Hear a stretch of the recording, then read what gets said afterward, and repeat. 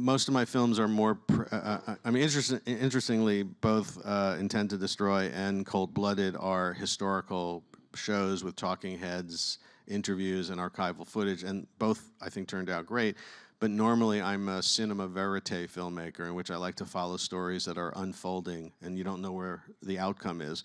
So the idea of just doing a historical piece about the genocide without some present tense thread I felt would be a little boring for audiences. So to go behind the scenes of a big budget movie that's attempting to tell the story, I felt was a good creative choice so that people can, in between hearing all the history, they can experience, you know, what it's like to go behind the scenes of a big movie with big movie stars. But more importantly, the choice to go behind the scenes of The Promise was connected very much to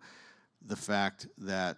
my documentary is not just about the Armenian genocide itself, but the century-long denial campaign that has been so effective that anytime Hollywood has attempted to make a movie about the Armenian genocide, the Turkish government calls up our State Department, and our State Department, to appease this strategic ally, twists the arm of the Hollywood studio to drop the project. So there's never been a movie coming out of Hollywood that is Armenian genocide themed. You know, it'd be like taking Steven Spielberg aside and whispering into his ear, hey, don't make Schindler's List because we need to keep the Nazis happy, you know? I mean, it's almost equivalent to that, I would say. But in this instance, finally a movie was coming out of Hollywood that was Armenian genocide, but not out of a Hollywood studio, because a Hollywood studio still would not make this movie today, but rather it was independently financed, but had a lot of Hollywood players in it. So I thought, if I embed with the movie and tell the story of the making of the movie, it allows me to not just tell the story of the genocide itself, but also